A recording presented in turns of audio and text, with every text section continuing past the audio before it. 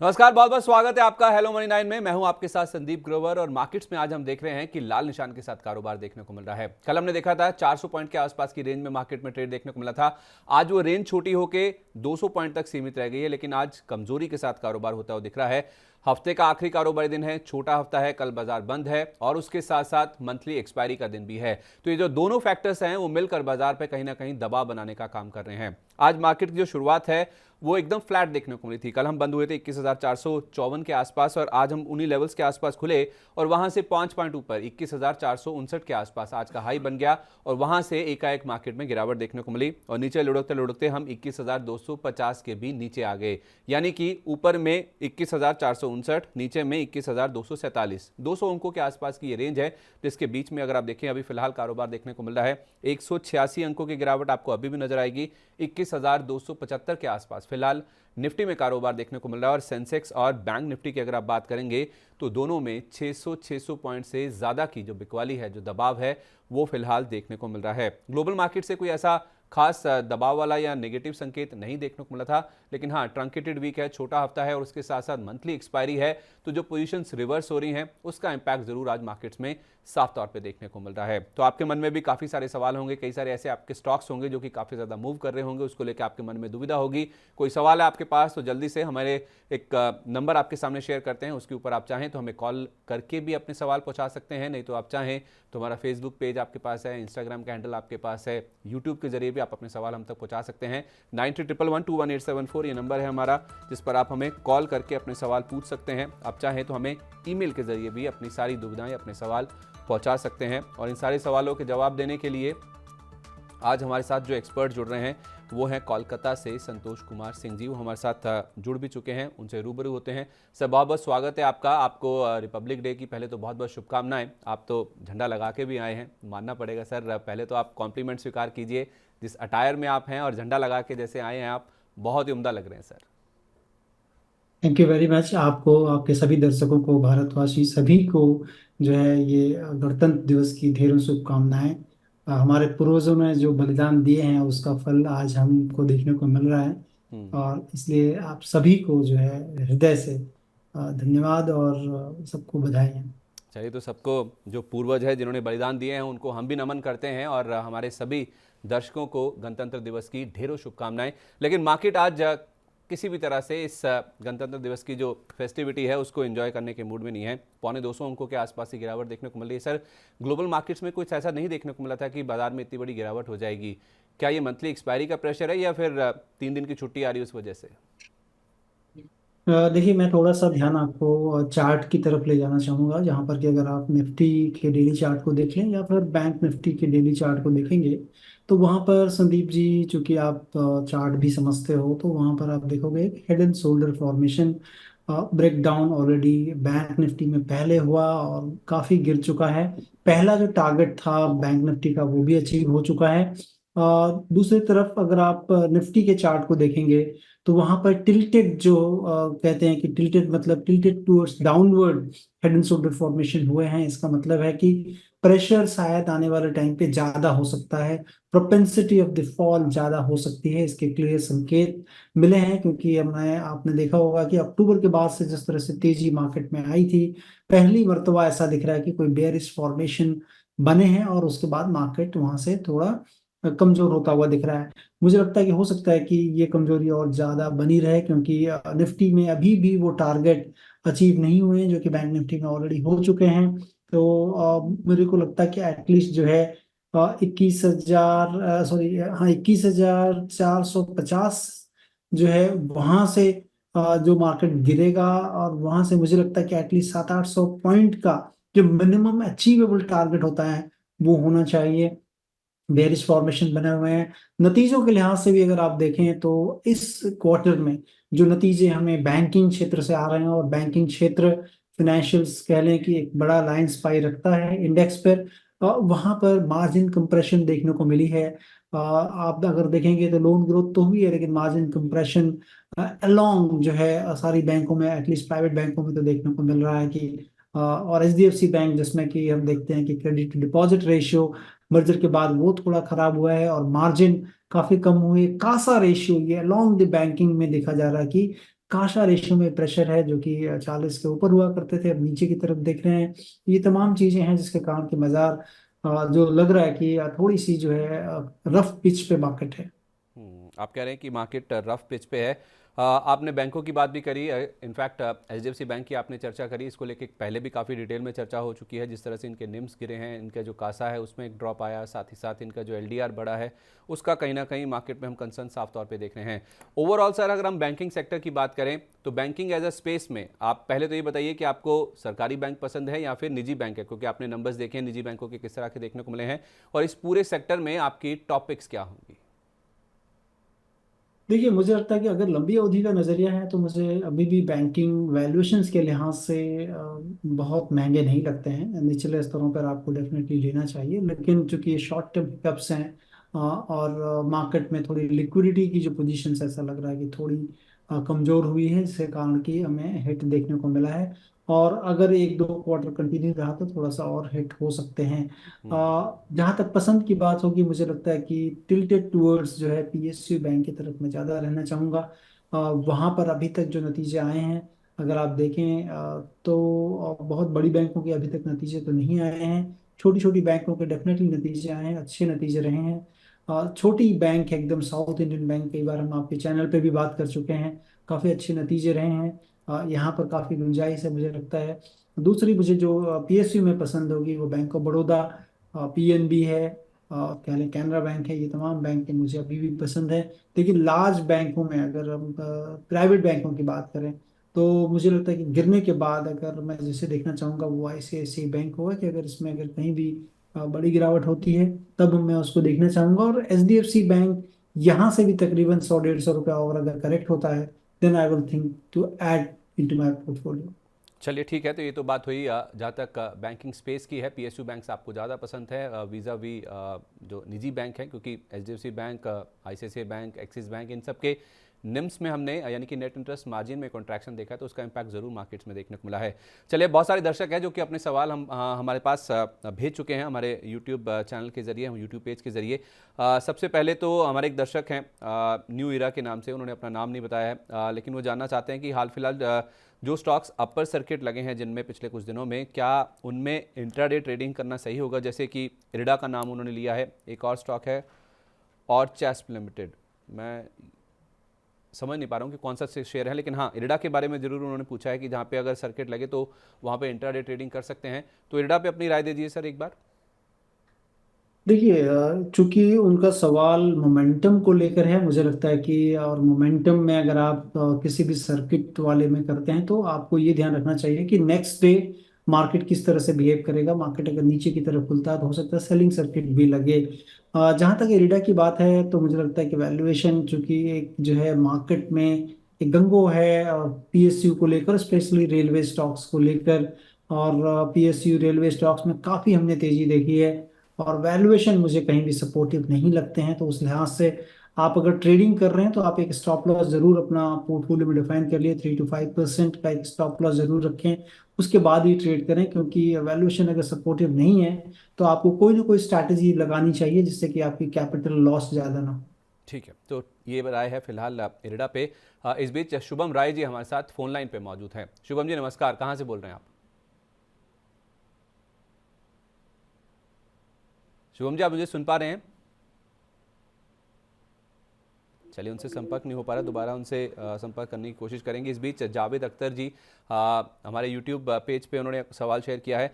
Sir, उनके पास 1,000 quantity है सुजलॉन की, 43 के भाव पे उन्होंने एंटर किया है। सुजलॉन को लेकर पहले भी बहुत सारी चर्चा हो चुकी है सर। आज ये शेयर 41 रुपये के आसपास ट्रेड कर रहा है। इन्होंने ऊपर के लेवल पे ले लिया है, 43 रुपये पे, आई मीन हाई के आसपास यानी कि पीक के आसपास ले लिया, क्योंकि 45 रुपये 70 पैसे का इसका 52 वीक हाई है। उन्होंने 43 रुपीज़ पे एंटर कर लिया है।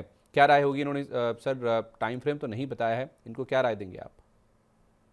देखिए, मैं मुझे लगता है कि मतलब एक फैग एंड की तरफ जाकर इन्होंने स्टॉक लिया है। और कभी भी आप अगर इतनी स्टोरी जो कि बहुत दिनों से चल रही थी, 15-17 रुपए से ये स्टोरी चलना चालू हुई थी और आप जो है डबलर हो गया स्टॉक, उसके बाद आपने लिया है। और वैल्यूएशन का सपोर्टिव नहीं है। डेफिनेटली कंपनी के बारे में बहुत सारी चीज पॉजिटिव्स अब मीडिया के अंदर ऑलरेडी है, डिक्लेयर्ड चीजें हैं कि कंपनी के ऑपरेशनल प्रॉफिट बढ़े हैं, डेट कम कर रही है कंपनी, ये तमाम चीजें हो रही हैं, लेकिन valuation again 149 times price to earning multiple पे है। तो काफी बड़ा जो है वैल्यूएशन मार्केट इनको दे रहा है। तो हम्म। उस लिहाज से आपको स्टॉप लॉस डेफिनेटली रखिए, आप जो भी 5 to 7% रख लीजिए स्टॉप लॉस, कि ताकि आपकी कैपिटल पे लॉस ना हो।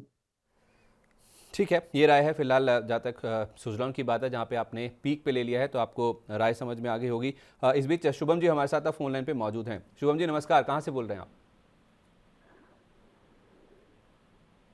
हेलो शुभम जी सुन पा रहे हैं आप मुझे? सर, मेरा नाम अनुराग गुप्ता है। सर थोड़ा आप अपना वॉल्यूम बढ़ा पाएंगे? कौन से शेयर के बारे में पूछ रहे हैं? सर, मुझे आरवीएनएल के बारे में जानकारी चाहिए थी और आईआरएफसी के बारे में। क्या ठीक। इन्हें शॉर्ट टर्म के लिए ले सकते हैं अभी? अच्छा, तो आप फ्रेश एंट्री करना चाहते हैं, आपने खरीदे नहीं है अभी, आप एंटर करना चाहते हैं? जी सर, अभी इंटर करना चाहते हैं। शॉर्ट टर्म से आपका क्या व्यू है सर? क्या नज़रिया है? 1 महीना, 3 महीना, 6 महीने? सर 1 महीने, 2 महीने, 2-3 महीने लगभग। 2 से 3 महीने के लिए ठीक है सर। आरवीएनएल और आईआरएफसी, संतोष जी, जो कोई 2 से 3 महीने के लिए एंटर करना चाहता है, जिस तरह का रनअप इन दोनों शेयरों में या पूरे इनफैक्ट रेलवे शेयरों में हो चुका है, क्या राय होगी सर? आरवीएनएल हो, आईआरएफसी हो, या कोई भी रेलवे स्टॉक हो? देखिए, मतलब जैसे कहते हैं ना कि फियर ऑफ मिसिंग आउट जो है, फोमो के कारण लोग जो है, जो कि चलती हुई चीज़ों पर या चलती हुई ट्रेन पर हम कहें कि आप सवार होना चाहते हो, तो वो कितना वाजिब होगा, वो कितना जोखिम भरा हो सकता है, ये चीज़ सबसे पहले आपको देखनी चाहिए। और जोखिम जितना भी हो, आप उसको जैसे कहते हैं कि स्टॉप लॉस लगाएं, वो एक पैरासूट की तरह है कि आपको जो है बहुत ही कम झटके देगा आपके पोर्टफोलियो पे। तो मोमेंटम डेफिनेटली इन सारे स्टॉक्स में है। रेलवे, जैसा मैं थोड़ी देर पहले हम बात कर रहे थे कि रेलवे स्टॉक्स में काफ़ी अच्छा मोमेंटम है, परसेप्शन लोगों का चेंज हुआ है, तो उस लिहाज से आपको स्टॉप लॉस जरूर बनाना चाहिए। और ये कहना मुश्किल है क्योंकि मार्केट अभी जो है ब्रॉडर इंडाइसेस में थोड़ी कमजोरी देखने को मिली है। मिड कैप या स्मॉल कैप में थोड़ी बाद में आती है वो चीजें। तो आपको ध्यान रखना चाहिए कि अगर आप आरबीएनएल में ट्रेड कर रहे हो और 280 काफी इंपॉर्टेंट लेवल होंगे, अगर उसके नीचे ज्यादा है तो आपको नहीं रखना चाहिए स्टॉक। और दूसरा स्टॉक उन्होंने बताया आईआरएफसी। देखिए, आईआरएफसी में भी सिमिलर चीज, एक बहुत अच्छा ड्रीम रन ऑलरेडी हो चुका है। 160 जो है आप माइलस्टोन बना के रखें कि उसके नीचे अगर चलता है स्टॉक तो आपने निकल जाना है। केवल कहूंगा कि मनी मैनेजमेंट जो है वो अप्लाई करें, क्योंकि वैल्यूएशंस के अहेड सारी चीजें चल रही हैं। कोई ऐसा स्टॉक जो कि आपको पूरे रेलवे पैक में अभी भी बहुत पसंद है, वैल्यूएशन के लिहाज से या अपसाइड के हिसाब से, ऑर्डर बुक के हिसाब से? देखिए, मुझे इन स्तरों पे तो मुझे लगता है कि मैं सारी चीज़ें अभी अवॉइड कर रहा हूँ कि इन स्तरों पे जाकर मैं लूँ, क्योंकि स्टोरी मार्केट जो है वो कब अपना फ्लेवर चेंज कर देगा मुझे नहीं पता। हम्म। बट लेकिन आउटसाइड रेलवे स्टॉक्स बहुत सारी चीज़ें हम लोग देख रहे हैं कि जहाँ पर ऑर्डर बुक हो, जहाँ पर केपिक्स हो, उस तरह की चीज़ें काफ़ी देख रहे हैं। लेकिन चूंकि ऑलरेडी एक प्ले हो चुका है इसमें, लास्ट ईयर हम लोगों ने जैसे टीटागढ़ वैगन लिया था, वोगन में जो है वो भी प्राइवेट प्ले किया था। हाँ, आईआरसीटीसी एक चीज जो है दिया जा सकता है, मोनोपोली है। इस स्टॉक में बहुत ज्यादा रनअप नहीं आया है, सबसे पहले रनअप इसी में आया था, बाद में धीरे धीरे कंसोलिडेशन के बाद चला है। मुझे लगता है कि आईआरसीटीसी रिलेटिवली, मुझे लगता है कि एक ऐसी स्टोरी है जो कि मोनोपोली मार्केट में है और हम्म। प्लेटफॉर्म बिजनेस है, स्केलेबल बिजनेस है। तो ये बिजनेस में थोड़ा सा मुझे, मैं पॉजिटिव हूँ इसमें। चलिए ठीक है, तो आईआरसीटीसी पूरे रेलवे पैक में अगर देखें तो सबसे पहले चलना शुरू हुआ था, लेकिन उसके बाद कंसोलिडेशन में चला गया। अभी यहाँ पे अपसाइड की गुंजाइश इस स्टॉक में नजर आती है। बाकी सारे स्टॉक्स में फ्रेश एंट्री की सलाह तो इन लेवल्स पे संतोष जी हमें नहीं दे रहे हैं। इस बीच हमारे एक दर्शक ने बजाज फाइनेंस को लेके अपना जो सवाल है वो शेयर किया है। अरविंद शेखर जी ने हमें शेयर किया है ये सवाल। उनके पास 25 शेयर हैं और उनका जो प्राइस है वो 7,238 रुपये का है। एवरेज प्राइस है ये 25 शेयरों का, और वो कह रहे हैं कि मेरा 1 महीने का नज़रिया है, क्या मुझे रुकना चाहिए या एग्जिट कर देना चाहिए? 7,238 पे लिया है सर, 7,100 के नीचे आ चुका है, 1 महीने का व्यू है। देखिए, अगर इन्होंने 7,238 में लिया है तो सबसे पहली चीज़ कि अगर आपका 1 महीने का नज़रिया है तो आपको बहुत ही जो है संभल के रहना चाहिए और अपने पोर्टफोलियो पे कम से कम हिट लगे।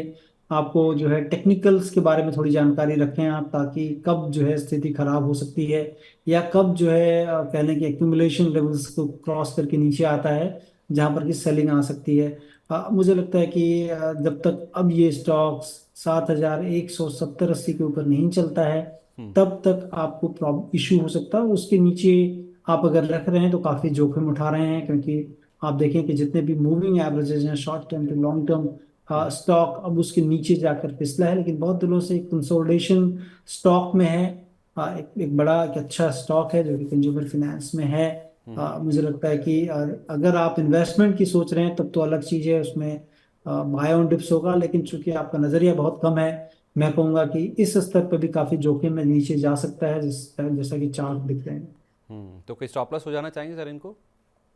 देखिए, स्टॉप लॉस के लिहाज से तो ट्रिगर हो चुका है ऑलरेडी, जैसे मैंने बताया कि ये ऑलरेडी ट्रिगर हो चुका है 7,170-80 के पास। तो वो अब अगर ले रहे हैं तो जो है कोई भी राइज में इनको निकलना चाहिए, क्योंकि बहुत शॉर्ट टर्म नजरिया है। ठीक है, तो सेल ऑन राइस की रणनीति अपनानी चाहिए आपको शेखर साहब, क्योंकि जो स्टॉप लॉस का लेवल है वो पहले ही ब्रीच हो चुका है। तो कोई भी आपको बाउंस मिले, कोई एक उछाल मिले, तो आपको स्टॉक से एग्जिट कर लेना चाहिए। ये राय फिलहाल आपको आती हुई दिख रही है। एससीसी को लेकर एक हमारे दर्शक हैं सागर साहा, उन्होंने सवाल पूछा है कि क्या इसमें फ्रेश बाइंग कर सकते हैं? जितने भी इंफ्रा रिलेटेड या फिर कंस्ट्रक्शन रिलेटेड प्लेज हैं सर, उसमें भी हाल फिलहाल हमने काफ़ी अच्छा एक्शन देखा है। बाजार कमजोर है, लेकिन ये शेयर आज भी 3% के आसपास की मजबूती दिखा रहा है, 36.5 रुपये के ऊपर ट्रेड कर रहा है। एचसीसी में आप खरीदारी करने की राय देंगे, क्योंकि अपने 52 वीक हाई के आसपास ही चल रहा है ये शेयर। देखिए, जैसा कि हम ये जानते हैं कि कैश फ्लो जो होता है वो ब्लड ऑफ द बिजनेस है। जैसे कि हमारे शरीर में रक्त अगर जो है ठीक से नहीं हो तो बहुत सारी बीमारियां होती हैं। और कैश फ्लो, जैसा कि हम जानते हैं कि और वो कैश फ्लो अगर रेगुलर नहीं हो और उसमें काफ़ी वेरिएशंस हो, तो ऐसे बिजनेसेस जो है रिस्कियर बिजनेसेस कहे जाते हैं। हम्म। हाँ, अब यहाँ पर चूंकि मोमेंटम है, काफ़ी अच्छा मोमेंटम दिख रहा है, तो मोमेंटम के लिहाज से अगर आप ट्रेडर हैं तो आप कर सकते हो। 34 के नीचे का एक स्टॉप लॉस जरूर बना के रखना आप, क्योंकि मोमेंटम दिख रहा है। हो सकता है स्टॉक में और जो है 10 से 15% की तेजी आए, तो केवल मोमेंटम प्ले करिए। फंडामेंटल प्ले मुझे लगता है कि आप उससे अवॉइड करें। चलिए, तो साहब आप स्टॉप लॉस लगा लीजिए 34 रुपये का। मोमेंटम प्ले करने के लिए 10 से 15% की और अपसाइड आ सकती है, उसको प्ले करने के लिए आप 34 का स्टॉप लॉस लगा के इसमें तेजी करके चल सकते हैं। फ्रेश पोजीशन भी इसमें बना सकते हैं, क्योंकि मोमेंटम इसमें स्ट्रांग है। सौरभ कुमार जी हमारे साथ फोन लाइन पे मौजूद हैं। सौरभ जी नमस्कार, कहाँ से बात कर रहे हैं आप? नमस्कार सर, मैं नवोज बिहार से बात कर रहा हूँ, भागलपुर डिस्ट्रिक्ट से। बताइए सर। सर मेरा सवाल था कि कैलकॉम की शेयर बाय करना चाहिए या नहीं करना चाहिए। कैलकॉम? जी जी। हेलो सर थोड़ा नाम उसका विस्तार से बताएंगे? Hello hello. Calcom vision. Sir थोड़ा विस्तार से बता हेलो पाएंगे कैलकॉम कौन सी कंपनी का आप जिक्र कर रहे हैं? एक सेकंड, हेलो, आवाज सर आपकी साफ नहीं आ रही। हेलो। कैलकॉम बताएंगे सर, कैलकॉम कौन सा शेयर है ये जो आप बात कर रहे हैं? कैलकॉम? कैलकॉम विजन है सर, कैपिटल गुड्स सेक्टर की है। कैलकॉम, ठीक है सर। जी जी। मैं और इसलिए पूछ रहा हूँ एक सर क्योंकि आमतौर पे इसकी ज़्यादा चर्चा होती नहीं है, बहुत कम लोग इसको ट्रैक करते हैं। हाँ आई हाँ हाँ, होप इसलिए संतोष जी इसे ट्रैक करते हो, क्योंकि इसमें वॉल्यूम भी काफ़ी कम है, जैसे मैं देख पा रहा हूँ हाँ केवल हाँ, वो इसलिए 215 मैं करोड़ का ही पूछ रहा था मार्केट इसे कैप है। बाय बाय करना चाहिए या नहीं करना चाहिए। अच्छा, आपने खरीदा नहीं है अभी? नहीं नहीं, खरीदा नहीं, इसीलिए तो मैंने पूछा है। मैंने भी देख रहा हूँ इसमें वॉल्यूम बहुत कम है, कैपिटल गुड्स सेक्टर्स की है। कहाँ से आपने ये इसको आइडेंटिफाई किया सर? आपको किसी ने रिकमेंड किया सर है या आपने खुद स्टडी नहीं किया नहीं, है? कोई नहीं, रिकमेंड कोई नहीं किया सर। मैं कैपिटल गुड्स में सर खरीदना चाह रहा था शेयर, तो इसीलिए मैं सर्च कर रहा था, स्कैनर पर देख रहा था। तो आपको तो उससे कैपिटल गुड स्पेस में ही अच्छा शेयर चाहिए, आप इस सेक्टर में जी रहना जी चाहते जी हैं, राइट? जी जी जी। और सर एक मैं और पूछना चाहता हूँ कि मेरे पास सर चंबल फर्टिलाइजर 330 के भाव से है, क्या बायबैक में लगाना चाहिए इसमें? अच्छा, जो अभी कल ही खुला जिसका बायबैक? जी जी जी। और एक मेरे पास sir steel exchange of India के 10,000 शेयर हैं, 9 रुपये 40 पैसे के हिसाब से, क्या इसको सेल कर देना चाहिए? 9 रुपये 40 पैसे के दाम पर आपके पास 10,000 शेयर हैं जी स्टील एक्सचेंज ऑफ इंडिया। ठीक है सर, आपके पास जी 3 शेयर है, मैं एक एक करके इसके ऊपर आता हूँ। सर पहले तो संतोष सर, कैपिटल गुड स्पेस पे ये जानना चाहते हैं, इन्होंने कंपनी आइडेंटिफाई करी है कैलकॉम विजन। अगर आप इसे ट्रैक करते हो या इसके आप चार्ट्स देख पा रहे हो, कैलकॉम विजन पे क्या करना है, या ओवरऑल इनको एक अच्छा शेयर चाहिए कैपिटल गुड स्पेस में, वो अगर आप इनको बता पाएं। देखिए, कैपिटल गुड्स स्पेस तो मैं नहीं कहूँगा कि ये कंपनी कैपिटल गुड्स स्पेस में है। ये कंपनी कैलकॉम विजन जो है वो एलईडी जो लाइट्स हैं या फिर कहने इलेक्ट्रॉनिक मैन्युफैक्चरिंग सर्विसेज ईएमएस की कैटेगरी में दिख रहा है मुझे। और यहाँ पर जो जो भी इनके प्रोडक्ट हैं, सबसे पहली चीज़ कि हम इस कंपनी को क्यों लें, और अगर बेहतर कोई भी चीज़ें मौजूद हों इस क्षेत्र में या ईएमएस स्पेस में, तो ईएमएस स्पेस अगर देखना है तो मुझे लगता है कि काफ़ी बेहतर कंपनियां हैं इस स्पेस में मौजूद, जिसमें कि केन्स टेक्नोलॉजी है जो कि हमारे पोर्टफोलियो में है। और दूसरी कंपनी सिरमा एसजीएस है। और तीसरी साइन डीएलएम है। आने वाले दिनों में जिस तरह से सेमीकंडक्टर पे फोकस है इंडिया का, उस लिहाज से ये कंपनियां काफ़ी अच्छा कर सकती हैं, क्योंकि ये ईएमएस स्पेस में है। सेमीकंडक्टर के पहले जो असेंबलिंग होती है उसमें है। और केन्स टेक्नोलॉजी ने सेमीकंडक्टर में तकरीबन जो है वो 3,000 करोड़ रुपए लगाने की बात उन्होंने कही है कि सेमीकंडक्टर में करेंगे। और लिस्टेड स्पेस में बहुत कम कंपनियां हैं जो कि सेमीकंडक्टर की तरफ जा रही हैं, और क्योंकि एक बहुत ही प्रिसीजन टेक्नोलॉजी का क्षेत्र है, तो उस लिहाज से। और हमारे पास केन्स टेक्नोलॉजी के शेयर्स हैं। केन्स टेक्नोलॉजी देखा जा सकता है मौजूदा स्तर पर महंगी लगता है कंपनी, लेकिन आने वाले दिनों में जिस तरह से कंपनी का एंडेवर है, ये सारी चीजें होंगी। लॉन्गर टर्म इन्वेस्टमेंट अगर करना चाहें तो करें।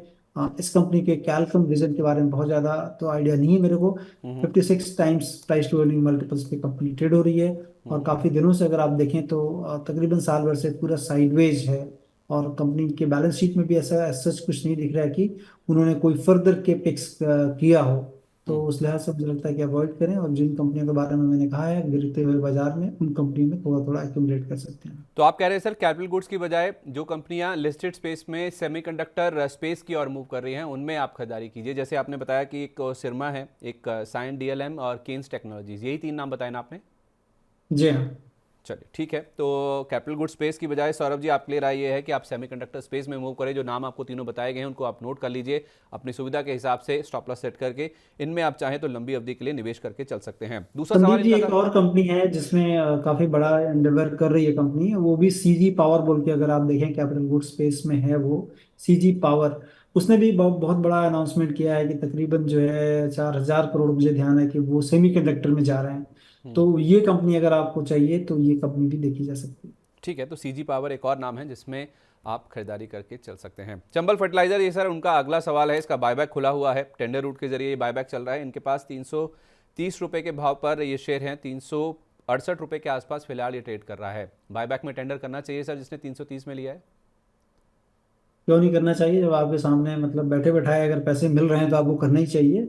और फिर आपको नीचे मिले, मतलब आप अगर आपका टेंडर में जितना चला जाए, फिर आपको करंट मार्केट प्राइस से वो शेयर ले लेंगे, तो एक तरह से आर्बिट्राज प्रॉफिट हो जाएगा कि सेम शेयर आप सस्ते में मिल रहे हैं, आपको 450 में बिक रहा है, 370 के मौजूदा दाम है। तो हो सकता है कि आपको जो है ये एक जो 80 रुपए का प्राइस डिफरेंस है वो आप ले सकते हो, तो आपको डेफिनेटली करना चाहिए। ठीक है, टेंडर कर देना चाहिए सौरभ जी आपको। अब बात करते हैं स्टील एक्सचेंज ऑफ इंडिया की। 9 रुपये 40 पैसे पे सर अगर आप इस स्टॉक को ट्रैक करते हो तो इनके पास 1000 क्वांटिटी है। 9 रुपये 40 पैसे वाला ऑलमोस्ट 14 रुपये 40 पैसे हो चुका है, यानी कि 5 रुपये के आसपास का गेन इनको स्टील एक्सचेंज ऑफ इंडिया पे होता हुआ नजर आ रहा है। 5 रुपये का इनको प्रॉफिट है पर शेयर, और 10,000 शेयर इनके पास हैं। ऑलमोस्ट 50,000 रुपये के आसपास के प्रॉफिट पे ये बैठे हैं। क्या राय देंगे सर इनको? देखिए, अगर प्रॉफिट है तो ले लें, क्योंकि कंपनी के अगर देख लें कामकाजी मुनाफे में उस तरह से जो है किक नहीं मिल रहा है। इनका मुनाफा तो, ऑपरेशनल प्रॉफिट जरूर है इनके पास, लेकिन अगर आप नेट प्रॉफिट देखेंगे कम है, क्योंकि इंटरेस्ट पोर्शंस काफ़ी ज़्यादा इसमें कट जाते हैं। तो उसके बाद जो नेट प्रॉफिट बचता है डिप्रिशिएशन इंटरेस्ट के बाद, तो वो माइनस में हो जा रहा है। ऑपरेशनल प्रॉफिट है, लेकिन वो भी ऑपरेशनल प्रॉफिट अगर देखें कि लास्ट के 3 क्वार्टर में धीरे धीरे नीचे की तरफ आए हैं, गिरे हैं। तो जहां पर फॉलिंग इंटरेस्ट जो है, फॉलिंग मार्जिन हो, फॉलिंग ऑपरेटिंग प्रॉफिट हो, वहां पर आप क्यों, और आपके पैसे डबल हो चुके हैं ऑलमोस्ट, तो मुझे लगता है कि प्रॉफिट बुक करना प्रूडेंट आइडिया होगा। चलिए, तो स्टील एक्सचेंज ऑफ इंडिया पैसा बन रहा है तो पैसा जरूर ले लेना चाहिए। आप अपना मुनाफा बुक कर लीजिए। सौरभ जी आपके लिए राय फिलहाल ये निकल के सामने आ रही है। Real estate as a pack में सर कल डीएलएफ के नंबर्स आए थे। डीएलएफ के नंबर्स के बाद ब्रोकर्स की जो रिपोर्ट आई है वो भी पॉजिटिव साइड पे हैं। 800 के आसपास के जो टारगेट्स हैं वो डीएलएफ के लिए निकल के सामने आ रहे हैं। एक तो डीएलएफ पे और overall real estate as a space में कोई ऐसा स्टॉक या कोई 2-3 स्टॉक जो कि आपको मौजूदा लेवल्स पे पसंद हो, लॉन्ग टर्म के लिए खरीदे जा सकते हो? देखिए मौजूदा स्तर पे अगर आप रियल एस्टेट स्टॉक लेते हैं, इसका मतलब है कि आप जो है स्टोरी को बहुत डिले पे प्ले कर रहे हैं। तो मैं कहूँगा कि मौजूदा स्तर पे सारी कंपनियों में जो है स्टॉक काफ़ी बढ़ चुके हैं, तो आपको अवॉइड करना चाहिए। ऐसे कुछ नाम जो अच्छे हैं इस क्षेत्र में, DLF is one of them. Prestige state है, साउथ की कंपनी है। शोभा की बात कर लें या फिर ओबरॉय रियलिटी की बात कर लें, ये तमाम कंपनियां हैं जो कि रियल एस्टेट में काफ़ी अच्छा कर रही हैं। तो और लेकिन ओबरॉय रियलिटी के नंबर उतने अच्छे नहीं आए थे इस बार। तो होता क्या है कि इसमें जो प्रोजेक्ट बुकिंग है उस तरह से स्प्रेड रहता है काफ़ी कई दिनों का, तो लेकिन ओवरऑल डिमांड जो है काफ़ी अच्छी है। और आप देख लें कि जो आपके दिल्ली, नोएडा, गुड़गांव, ये इस जगह पे रियल एस्टेट की काफ़ी अच्छी डिमांड निकल कर आ रही है। तो और उसका फायदा डीएलएफ को हो रहा है, या वहाँ पे और भी कंपनियां जो हैं, इवन सोभा जैसी कंपनी अब जो है, जो साउथ में थी, वो भी फोरे कर रही है दिल्ली के आसपास, क्योंकि काफ़ी प्रोस्पेक्टिव एरिया है वो। तो लेकिन प्ले आउट हो चुकी है स्टोरी, तो काफ़ी महंगे है स्टॉक। वेट कर ले सब्सटैंशियल करेक्शन के लिए। ठीक है, सब्सटेंशियल करेक्शन यानी 15 से 20% का करेक्शन हो तो ही आप real estate as a pack में कोई भी शेयर चुनें, क्योंकि ऑलरेडी स्टोरी बहुत ज़्यादा प्ले आउट हो चुकी है। तजम्मुल हसन ये हमारे साथ जुड़े हैं अब फ़ोन लाइन पे। सर स्वागत है आपका, नमस्कार, बताइए कहाँ से बोल रहे हैं और क्या जानना चाहते हैं? जी, मैं कोलकाता से बोल रहा हूँ। मेरे पास टाटा पावर का शेयर है 350 क्वांटिटी में, एवरेज ऑफ 197 पिछले साल ही लिया था। तो मुझे क्या अभी प्रॉफिट बुक करना चाहिए या मैं होल्ड कर सकता हूँ? मैं 2 साल 1.5 साल होल्ड कर सकता हूँ उसको।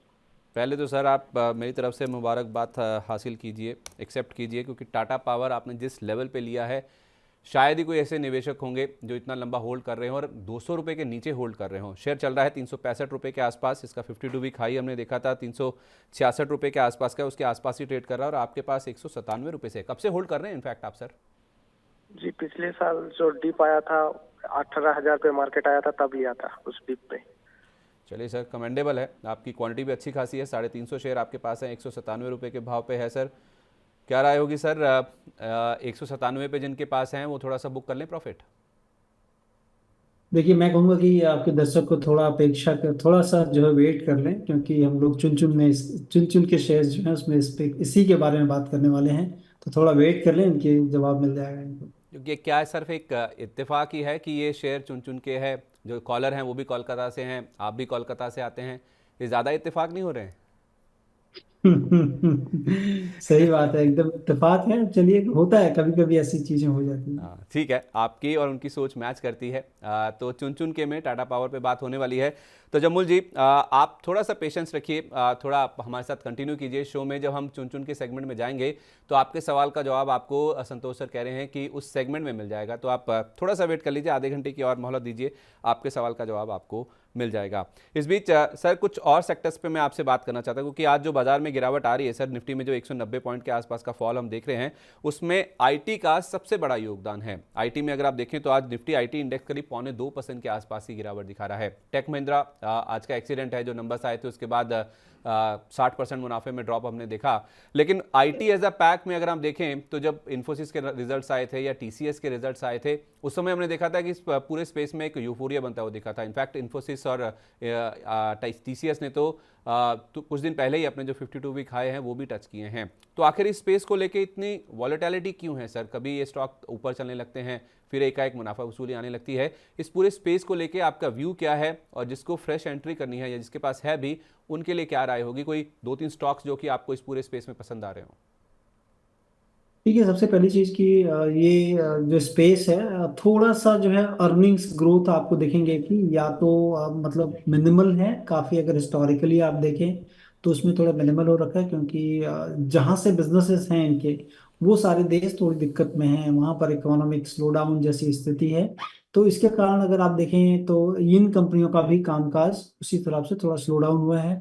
नॉट ओनली दैट, अगर आप देखें कि इंडिया में जो हेड काउंट है, जितने भी बड़ी कंपनियों के नंबर आए हैं, उसमें एक चीज देखी गई कि लगातार दूसरा क्वार्टर है जबकि हेड काउंट इनके घटे हैं पिछले साल से। और हेड काउंट मतलब हम जैसे किसी भी कंपनी में केपेक्स की तरह देखते हैं, तो हेड काउंट मतलब अगर घट रही है इसका मतलब बेंच स्ट्रेंथ घट रही है कंपनियों की, और कंपनी शायद आगे जो है उतना ऑर्डर आते हुए नहीं देख रहे हैं, at least in near term 6 month to 1 year, और इसीलिए जो है पोस्टपोन कर रहे हैं। लेकिन टीसीएस जैसी कंपनी ने एक अच्छी कमेंट्री दी थी इस बार कि वो कॉलेजेस जाएंगे और हायर करेंगे। तो लेकिन अभी तक के ट्रेंड्स में थोड़ा ये चीज दिखी है, तो थोड़ा सा डायकोटमी है कि इस क्षेत्र में क्या होगा आने वाले टाइम पे। लेकिन मुझे लगता है कि आपको इसमें से चुनने चाहिए स्टॉक, अच्छे स्टॉक्स अगर आपको सस्ते दाम में मिलते हैं, लंबी अवधि का नजरिया रखें, और तो उसमें आपको कमाई अच्छी हो सकती है। मुझे लगता है कि मिड कैप आईटीज के अंदर आपको देखना चाहिए, और वहां पर अगर आपको कोई भी अपॉर्चुनिटी मिले तो उसमें स्पेस आपको ढूंढनी चाहिए कि कहाँ पर आपने पैसे लगाने हैं। मुझे लगता है कि डेटा एनालिटिक्स, एआई, इस क्षेत्र में काम करती हुई कंपनियों को आपको ध्यान रखना चाहिए कि वहां पर जो कंपनी काम कर रही है। और मेरी पसंद इसमें माइंड ट्री, लेटेंट व्यू, ये कंपनियां हैं। इवन जिंसार टेक, नतीजे उतने अच्छे नहीं थे अगर, लेकिन इसमें कोई सब्सटैंशियल करेक्शन हो तो आप देख सकते हो। बिरला सॉफ्ट, इसमें कोई करेक्शन हो तो आपको देखना चाहिए। ये सारे स्टॉक्स जहां पर कि अच्छी काम हो सकते हैं। और LTTS for that matter, Tata Elxsi, अगर आपको सब्सटैंशियल करेक्शन में मिलते हैं ये सारे स्टॉक, तो यहाँ पर मुझे लगता है कि पूरा दमखम है कि जब IT रिवाइवल में आएगा ये कंपनियां अच्छा काम करेंगी। तो 6 नाम आपको बताए गए हैं मिड कैप आईटी स्पेस से। पहला है माइंट्री, दूसरा है लेटेंट व्यू, जेंसा टेक्नोलॉजीज, इसके नंबर्स हालांकि इतने अच्छे नहीं आए थे, बिरला सॉफ्ट है, LTTS यानी कि L&T टेक्नोलॉजीज, और टाटा एलेक्साई। ये 6 नाम हैं जिनमें सब्सटेंशियल करेक्शन यानी कि 15 से 20% का जब फॉल आए तो आप इन स्टॉक्स को चुन सकते हैं। लार्ज कैप से दूर रहिए, लेकिन मिड कैप आईटी में, खास तौर पे AI में, और उसके साथ साथ जिस तरह से दूसरे वर्टिकल्स में काम हो रहा है, वो संतोष सर कह रहे हैं कि काफ़ी अच्छा परफॉर्म कर सकते हैं। तो इनमें आप करेक्शन में खरीदारी कर सकते हैं, ये इनको IT स्टॉक्स में पसंद आ रहे हैं। हमारे एक दर्शक हैं सर, संजय तावड़े, उन्होंने अपना सवाल हमें यूट्यूब पे भेजा है। वो इंडिगो के बारे में जानना चाहते हैं। इनफैक्ट वो पूछ रहे हैं कि क्या इन लेवल्स पे वो इंडिगो को खरीद सकते हैं और स्टॉप लॉस क्या होना चाहिए। 3130 का इसका 52 वीक हाई है और ये 2850 पे फिलहाल ट्रेड कर रहा है। आज भी करीब 2% के आसपास की गिरावट स्टॉक में देखने को मिल रही है। तो क्या अच्छा खासा करेक्शन हो चुका है सर इंडिगो में, ये सही लेवल एंटर करने का? थोड़ा और वेट कर ले, क्योंकि अगर आप देखें कि जिस तरह से इंडिया में जो है ट्रैवल एंड टूरिज्म बढ़े हैं, और उसमें एक जो है ट्रांसपोर्टेशन जो है लोगों के लिए एक मुख्य साधन अब बनते जा रहा है कि जो aviation is a good sector. लेकिन कंपनियां प्रॉफिट कम कम कमाती हैं, क्योंकि जो फैक्टर्स अफेक्टिंग दिस सेक्टर, वो सबसे सेंसिटिव सेक्टर एविएशन होता है।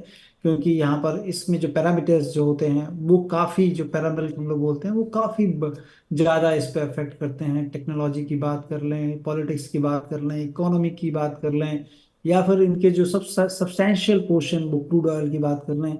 चूंकि क्रूड ऑयल स्टेबल है कई महीनों से, तो ज़्यादा असर नहीं। लेकिन क्रूड ऑयल में जैसे ही उछाल आता है, इन कंपनियों को काफी उसका जो है खामियाजा भुगतना पड़ता है। तो मुझे लगता है कि इसीलिए ऐसे सेक्टर में अगर आप वेंचर आउट करते हैं कि यहाँ पर कुछ कमाई हो, तो आपको वेट करना चाहिए, आपको काफी पेशेंटली वेट करना चाहिए और फॉल में लेना चाहिए स्टॉक।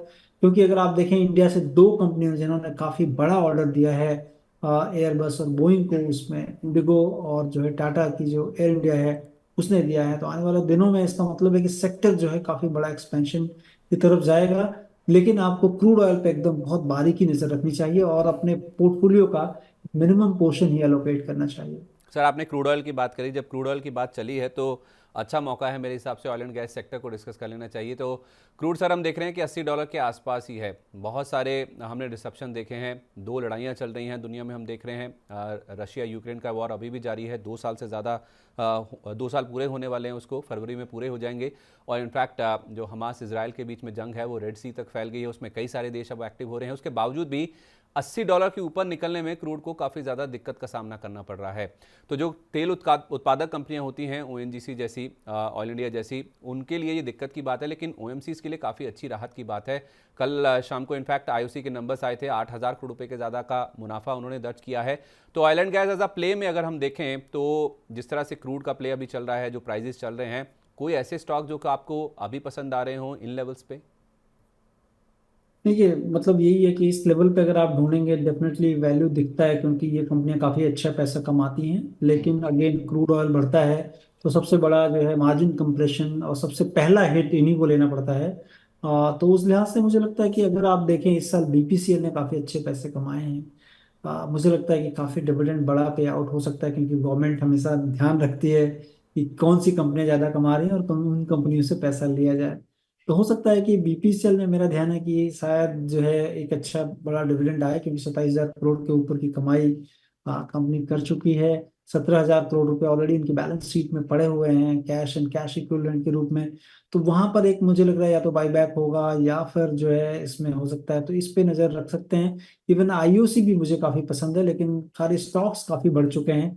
थोड़ा ही लें और धीरे धीरे गिरावट पे लें, क्योंकि these are the cash cow generation business, बहुत अच्छा कैश जनरेट करती है कंपनी। पसंद है आपको ऑयल एंड गैस स्पेस से, लेकिन कोई भी स्टॉक लें धीरे धीरे लें, क्योंकि गिरावट अगर होती है बाजार में तो इन स्टॉक्स पे भी कहीं ना कहीं इम्पैक्ट देखने को मिल सकता है। एंजल वन, अगर आप सर इस स्टॉक को ट्रैक करते हो तो प्रखर जनरल स्टडीज़ करके एक हमारे दर्शक हैं जिन्होंने अपना यूट्यूब का पेज इस नाम से बनाया है, वो कह रहे हैं कि आपका प्रोग्राम उनके लिए बहुत ही ज़्यादा मददगार है, बहुत ही हेल्पफुल है। सर बहुत बहुत धन्यवाद, आप लगातार इस शो को देख रहे हैं। वो एंजल वन को खरीदना चाहते हैं और राय पूछना चाहते हैं। एंजल वन की सर जहाँ तक बात है तो हमने देखा है कि लगातार कई क्वार्टर्स तक इनके जो नए सब्सक्राइबर जुड़ने की रफ्तार है काफ़ी तेज़ी से बढ़ती हुई दिखी है, लेकिन रिसेंटली जो नंबर्स आए थे वो इतने उत्साहजनक नहीं देखने को मिले थे। अभी भी ये शेयर 2,900 रुपये के आसपास ट्रेड कर रहा है। 52 वीक हाई इसका 3,900 के आसपास का था, तो 1,000 रुपये के आसपास का फॉल हायर लेवल से स्टॉक में ऑलरेडी देखने को मिल चुका है। क्या ये पर्याप्त है सर? आपके सब्सटेंशियल करेक्शन वाले फॉर्मूला में ये सेट होता है, इन लेवल्स पे खरीदा जा सकता है? आप सोच सकते हैं, क्योंकि अगर इंडिया में फाइनेंशियलाइजेशन जो है अगर उसकी तरफ आप देखें हाँ। तो उसमें कि one of the best company अगर कह लें, one of the growing company जो है वो एंजल वन है। और अगर किसी से हम ज़्यादा उम्मीद रखते हैं तो उनसे हमेशा ये चाहते हैं कि हर क्वार्टर जो है वो परफॉर्मेंस देते जाएं, जो कि थोड़ा मुश्किल होता है। और लास्ट क्वार्टर कंपनी के लिए, कंपनी के रिजल्ट्स को आप देखेंगे तो थोड़ा सा निराशा डेफिनेटली हुई, क्योंकि सितंबर क्वार्टर में 304 करोड़ का मुनाफा था, जो कि घटकर 260 करोड़ हुआ है। अब मुझे लगता है कि अगर आप बिलीव कर रहे हो कि इंडिया में ग्रोथ स्टोरी है, India is going to be the third largest economy और इतनी बड़ी पॉजिटिविटी है, तो इस गिरावट का फायदा जरूर उठाकर धीरे धीरे आपको ऐड करना चाहिए, क्योंकि महंगा भी नहीं है। और जो जिस तरह से लोगों का जो कि सेविंग्स करते थे पहले, अब वो धीरे धीरे इक्विटी मार्केट की तरफ जो आ रहे हैं। और एंजल वन जो है fastest growing company stock broking में है, और दैट टू ऑन मतलब कह लें कि प्लेटफॉर्म पे सब डिजिटली ऑनबोर्डिंग हो रही है, कंपनी कर रही है। और जो कि वेटरन, जो कि पुराने जितने भी आप मोतीलाल ओसवाल कह लें या फिर आईएफएल कह लें, सबको पीछे छोड़ दिया है इस कंपनी ने। जिरोधा जिस तरह से उन्होंने अनलिस्टेड स्पेस में किया है, एंजल वन अभी कर रही है लिस्टेड स्पेस में।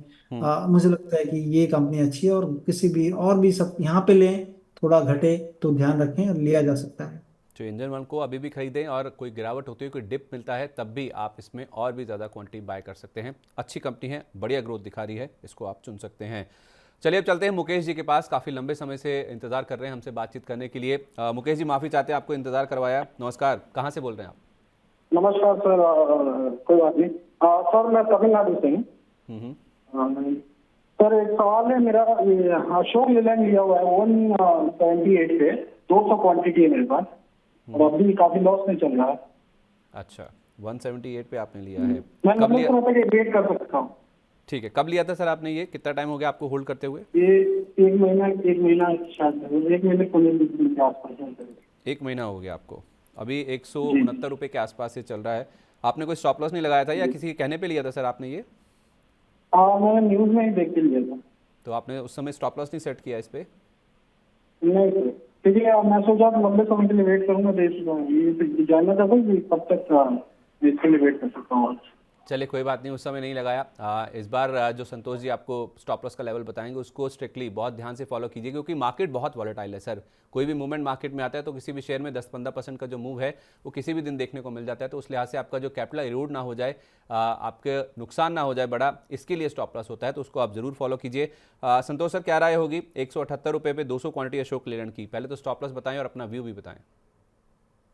देखिए, कमर्शियल व्हीकल स्पेस, पहले चीज है कि अगर अशोक लेलैंड में आप एक्सपोजर लेते हो तो आप मतलब कमर्शियल व्हीकल स्पेस में लेते हो, क्योंकि ये कंपनी केवल और केवल वही करती है। टाटा मोटर भी कमर्शियल स्पेस में है, लेकिन उसके साथ उनके पास पैसेंजर ईवी व्हीकल्स काफ़ी चीज़ें हैं। तो इस कंपनी में stand alone commercial vehicle space में बस एंड ट्रक बनाती है कंपनी। तो मतलब आपका एक्सपोजर टूवर्ड्स दैट बहुत ही छोटे मार्केट सेगमेंट की तरफ है। और ये 2-3 महीने से देखा जा रहा है कि कमर्शियल व्हीकल में थोड़ी सी सुस्ती आई है नंबर्स के लिहाज से। मैं कहूँगा कि बहुत इंपॉर्टेंट लेवल के आसपास ही है। 168 से 165 का जो जोन है बहुत ही इंपॉर्टेंट सपोर्ट लेवल है। अगर 165 के नीचे खसकता है, बाय हम्म क्लोजिंग बेसिस आपको निकल जाना चाहिए, ताकि आप जो है लॉस ज़्यादा ना रन करें। ठीक है। तो 168 से 165 का जो जोन है उसको बहुत ध्यान से मुकेश जी आप फॉलो कीजिए। अगर इन लेवल्स के नीचे चला जाता है तो आपको एग्जिट कर लेना चाहिए। नो डाउट आपको नुकसान होगा, लेकिन और नुकसान ना हो जाए इसलिए आपको ये राय दी जा रही है कि इस लेवल्स को बहुत ध्यान से सुनिए, नोट कर लीजिए और इनको फॉलो भी कीजिए। अगर इन लेवल्स के नीचे स्टॉक चला जाए तो आपको इससे एग्जिट कर लेना चाहिए। सर, अशोक लेलैंड की बात हुई है तो कल हमने देखा कि 2 दिग्गज कंपनियों के नतीजे आए थे, बजाज ऑटो के और उसके साथ साथ टीवीएस मोटर्स के। नंबर्स बहुत अच्छे आ रहे हैं क्योंकि हम देख रहे हैं कि ऑटो बिक्री काफ़ी मजबूत देखने को मिल रही है। लेकिन overall auto as a pack में जिस तरह का रनअप हमने ऑलरेडी देखा है, चाहे मारुति हो चाहे बजाज ऑटो हो, 10,000 रुपये का ये बायबैक भी कर रहे हैं। टीवीएस मोटर्स हुआ, एमएनएम हुआ, बहुत अच्छा रनअप इन सारे स्टॉक्स ने दिखाया है। क्या अभी कोई ऐसा स्टॉक है ऑटो पैक में या फिर ऑटो एंसिलरी पैक में जो आपको पसंद हो? देखिए, ऑटो पैक में ऑलरेडी चल चुके हैं। मुझे लग रहा है कि इसमें अगर कोई चीज़ हो सकती है तो जहां पर कंपनियां काफ़ी एंडेवर कर रही हैं, उसमें टाटा मोटर्स, और दूसरी चीज़ अगर आप देख लें तो मुझे लगता है कि मारुति। मारुति ने जो जो स्पेस, स्मार्ट हाइब्रिड स्पेस में काफ़ी चीज़ें कर रही हैं अपने पूरे सेगमेंट में। और उनका एक वैक्यूम था जो एसयूवी सेगमेंट में, और उसमें उन्होंने लास्ट ईयर ही प्रोडक्ट लॉन्च किए हैं। काफ़ी अच्छी बिक्री उसमें उनको हो रही है। ब्रेजा कह लें, ग्रैंड विटारा कह लें, ये जो सेगमेंट है उनका काफ़ी अच्छा पिकअप किया है। जो छोटी कारें हैं उसमें हम देख रहे हैं कि नंबर्स में बराबर गिरावट आती जा रही है, लेकिन जो थोड़ी महंगी कार है उनमें काफ़ी अच्छा पिकअप देखने को मिला है। तो इस स्पेस में वैकम था जहाँ पर कि किया, या फिर आप कह लें कि क्रेटा या हुंडई का जो है कि उन्होंने एक ऑक्यूपाई कर रखा था। तो उस स्पेस में अब ये कंपनी आ गई है।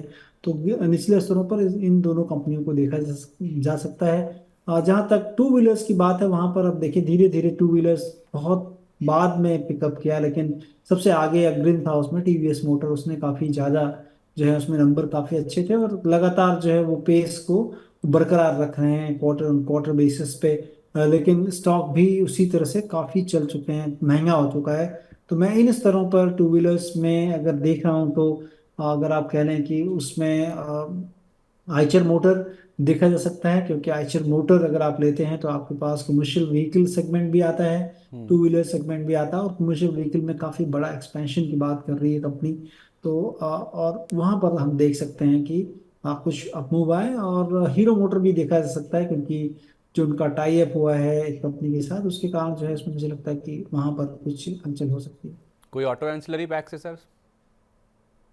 ऑटो इंसिलरी देखिए बहुत बड़ा पैक है। ऑटो इंसिलरी में मुझे लगता है कि अगर आपको शानदार टेक्नोलॉजी जैसी कंपनियां अगर नीचे के स्तर पर मिलती हैं हम्म तो वहां पर आपको देखना चाहिए। या फिर इस स्पेस में हम लोग देख रहे थे फिलिप्स कार्बन, जो कि टायर में के मटेरियल को बनाती है, उसमें हमारा इन्वेस्टमेंट है। हम लोग अभी भी देख रहे हैं कि कहीं भी नीचे मिले तो इसमें कर सकते हैं। तो चुनिंदा जहां पर कि स्कोप ऑफ जो एक्सपेंशन ज़्यादा है वहां पर देख रहे हैं। चलिए ठीक है, फेयर इनफ सर। आप संदार टेक नीचे में मिले और उसके साथ साथ पीसीबीएल यानी कि फिलिप्स कार्बन ब्लैक, इसको आप ऑटो एंसिलरी पैक से चुन सकते हैं। ये राय फिलहाल आ रही है। और टू व्हीलर पैक से आइशर मोटर्स और हीरो मोटोकॉर्प, ये 2 कंपनियां हैं जिनको आप अपने पोर्टफोलियो में शामिल कर सकते हैं।